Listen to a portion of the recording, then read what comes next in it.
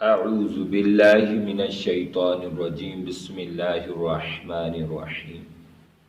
سورۃ قصص میں اللہ رب العالمین نے جناب حضرت موسیٰ علیہ السلام کا ذکر فرمایا کہ وہ جب مدین تشریف لے گئے تو ایک کنویں پر، ایک چشمے پر لوگوں کو، اپنے جانوروں کو پانی پلاتے ہوئے دیکھا تو آپ صلی اللہ علیہ وسلم ایک جگہ رکے رہے، ایک جگہ کھڑے رہے۔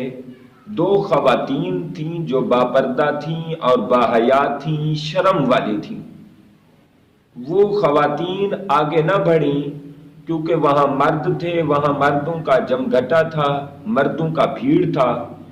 مردوں کے ہجوم میں وہ نہ گئیں پانی اپنے جانوروں کو پلانے، شرم حیا کی وجہ سے۔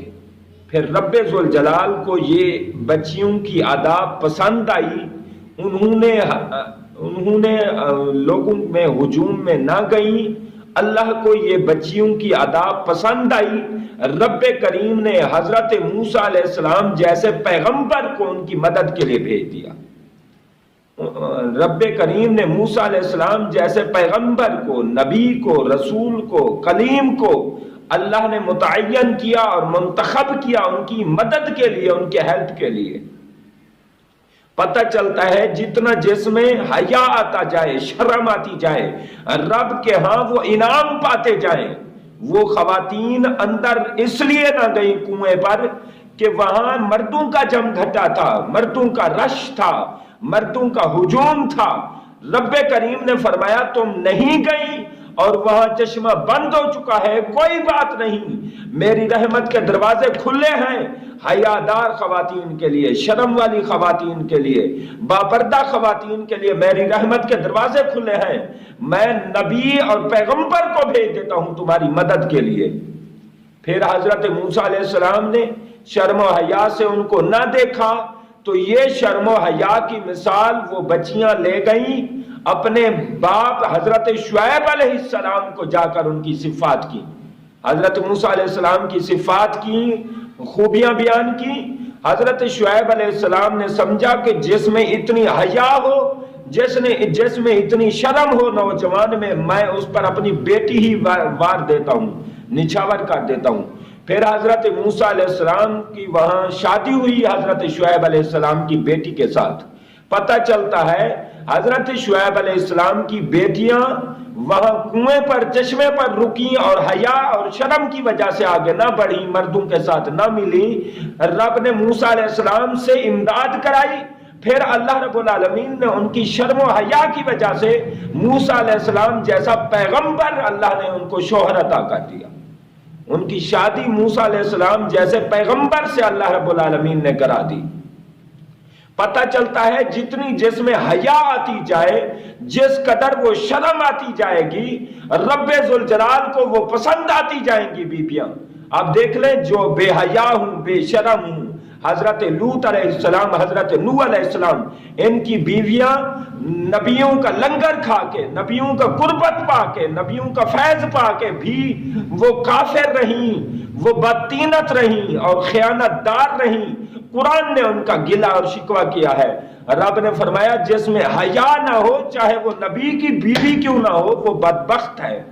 اور حضرت آسیہ ساری زندگی فرعون کا کھاتی رہیں لیکن ان میں شرم تھی، حیا تھی۔ رب نے 4 بڑی خواتین میں حضرت آسیہ کو داخل کر لیا اور شامل کر لیا۔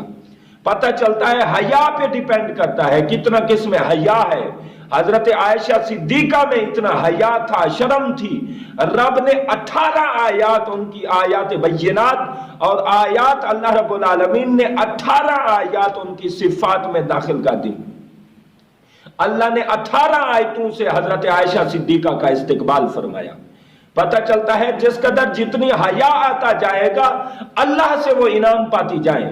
ہمیں خواتین کے معاملے میں اللہ کی ماننی چاہیے، اللہ کا طریقہ اپنانا چاہیے۔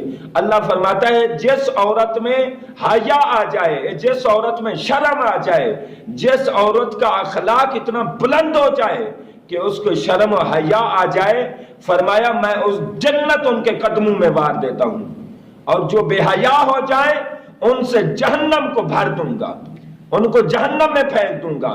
اللہ رب العالمین فرماتا ہے کہ ماں آقا علیہ الصلوۃ والسلام جب معراج پہ گئے، حضور ہر چیز سے اوپر چلے گئے، حتیٰ کہ جنت بھی حضور کے قدموں کے نیچے رہ گئی۔